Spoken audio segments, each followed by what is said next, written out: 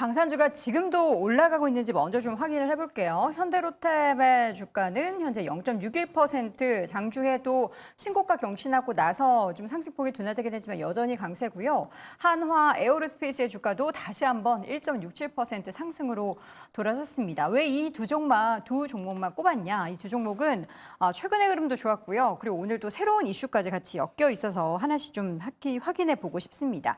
두 종목 외에 다른 종목도 혹시 오늘 오르나요? 방산주 전체적으로 주가 상승하는 것은 아니고요. 네. 장 초반만 하더라도 주가 보합 내지는 마이너스권 출발해서 흐름이 진행되다가 한 1시간 전부터 풍산이 4% 정도 상승했고요. 네. 한에스 같은 경우는 한 2%, 그다음 현대 로템 같은 경우는 한 1% 정도 상승 흐름이 나타나고 있습니다. 네. 나머지 종목들은 아직까지 마이너스권입니다. 제가 시장에서 지금 현재 언급드린 종목들의 흐름이 과연 방산주 섹터로의 분류로 주가가 상승하고 있느냐라고 판단했을 때 저는 약간 다른 관점으로 접근을 하고 해석을 하고 있거든요.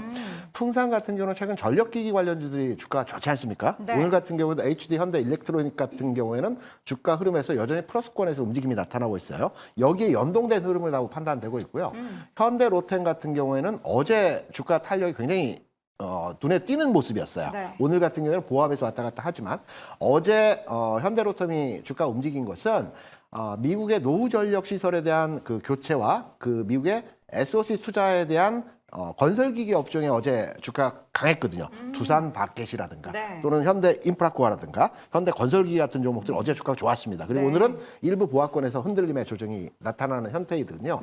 그래서 지금 언급드린 세 종목의 방산주가 방산 이슈로의 주가가 상승한다는 내용으로 판단하기보다는 전력기기 관련주와 SOC 투자 관련한 종목의 흐름으로 이해를 해야 되는 측면으로 저는 해석을 해야 되지 않겠나 이렇게 판단을 하고 있습니다. 네, 오늘 이슈가 하나 전해졌다라고 말씀드렸죠. 현대로템과 한화 에어로스페이스가 차세대 전투 핵심이라고 하는 무인 무기 체제 수주 전에 돌입을 한다. 그러니까 수주를 했다는 게 아니라 돌입을 한다라는 소식이 있는데 이것도 어떻게 뭐 호재로 받아들일 수 있는 거예요? 일단은 뭐 추가적으로 새로운 뭐 시장이 열린다라고 보셔야 될 것 같고요. 네. 그런 부분에 있어서 우리나라에서 또 이게 또 수주가 되고 나면은 수출이 가능하다 보니까 그리고는 지금까지 우리가 뭐 자주포라든지 이런 좀 거대한 이런 무기군들을 많이 팔았는데 요거는 또 우리가 우크라이나 전쟁을 보셨다시피 지금 드론이라든지 그리고는 무인을 활용한 말 그대로 우리가 원격에서 조정이 가능한 그러한 무기들에 있어가지고 수요가 증가한다. 실제로 지금의 전쟁에서는 그러한 기술들이 승패를 좌우한다라고 이게 우리가 확인이 됐기 때문에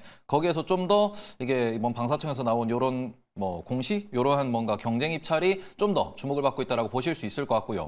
그리고 현대로템 같은 경우에는 우리가 이미 이제 그룹사 자체가 현대차 그룹이고요. 기아에서는 이제 과거부터 계속해서 기아도 방산 섹터가 있는데 거기서도 계속해서 이야기가 나왔던 게 무인화에 대해서 이야기를 많이 했습니다. 그러다 보니까 이미 기술을 보유하고 있다라고 평가를 받고 있고 그리고 우리나라에서는 지금 하나그룹이 가장 방산에 또 뛰어난 그런 뭐 능력치를 갖고 있다 보니까 여기서 두 기업이 경쟁한다라는 곳에서 좀 더 주목을 받고 있다라고 보시면 될 것 같습니다. 네, 지금 한화 에어로스페이스 같은 경우에는 주가가 현재 구간에서 21만 원 선을 넘어서면서 21만 3천 원까지 다시 한번 고점을 더 높이고 있습니다. 직전 고점이 4월 2일에 기록했던 24만 5천 원을 넘어섰는데 일단은 조금 조정을 보이면서 다시 한번 3월 말 수준으로 돌아오자 매수를 한번 해볼까라는 그러한 마음과 너무 좀 많이 올라와 있다. 과거에 이제 1월 초만 하더라도 주가가 13만 원대였는데라는 생각이 네. 들면은 못 사는데 어느 쪽으로 생각을 해야 될까요?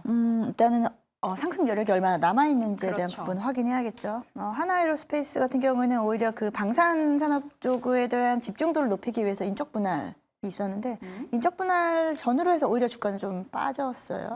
네. 그러면서 지금 말씀하신 대로 지금 한 21만 원대까지 내려온 상황이고 네. 그 틈을 타서 현대로템이 사실 또 다시 52주 신고가 보여주면서 그 종목 내에서의 또 이제 서로 번갈아가면서 또 상승을 하고 있습니다.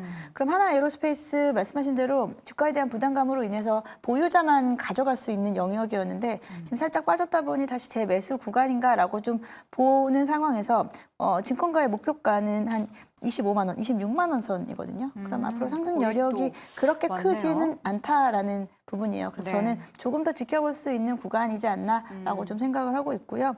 앞서서 이야기했었던 또 무인 무기 관련된 무기 체제. 관련해서 그 규모가 아직 그렇게 크진 않아요. 우리가 하나 에어로스페이스와 현대 로템의 주가를 좌지우지할 만큼의 그런 뉴스는 사실은 좀 아니다. 수주 규모가 그렇게 크진 않다. 네, 그냥 앞으로 500억 원 수주전에. 규모의 이제 총이요? 그 총액이? 규모 국내에서 일단은 좀 수주가 나타나는 네네. 거고요. 입찰이 되는 거고 뭐 그게 만약에 잘 된다라고 하면 그다음 이제 수출 모멘텀도 나타날 수 있다 정도로 해석하면 될 것 같습니다. 그래서 그걸로 인해서 두 종목이 간다는 것보다 현대로템은 지난 화요일 날의 급등세에 이은 사실은 그에 대한 아쉬움이 좀 남아 있었던 상황에서 추가 상승 나타나고 있고 하나 에어로스페이스는 낙폭에 대한 부분을 좀 메우기 위해서 지금 좀 상승으로 가고 있다라고 해석하고 있습니다. 네.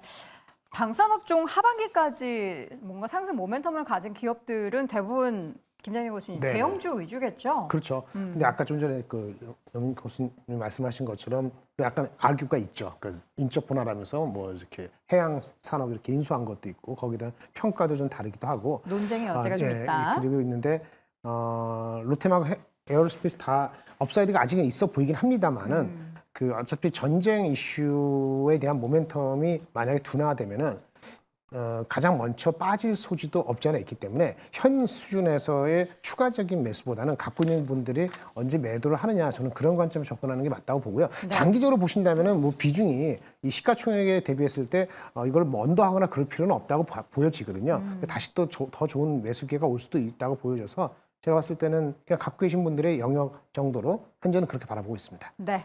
보유자의 영역이다.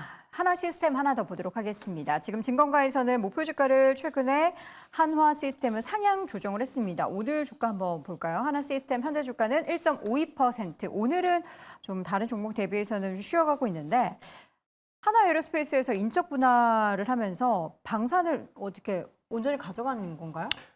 인적 분할 자체가 하나 에어로스페이스의 세 가지 부분, 방산과 이제 그 모터 부분과 네. 이제 그 보안 부분이 있는데요. 네. 보안 부분을 떼내고요. 방산 부분에 집중하고 자회사로는 하나 시스템과 하나 오션을 두고 이제 핵심적인 방산 체제 기업으로 변모하겠다라는 거거든요.